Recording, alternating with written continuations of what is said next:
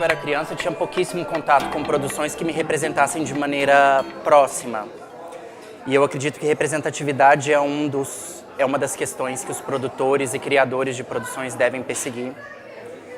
E o ComKids eu acho que é um lugar onde essas pessoas podem se encontrar. Eu cresci na década de 90, então as produções eram um pouco diferentes daquilo que a gente vê hoje.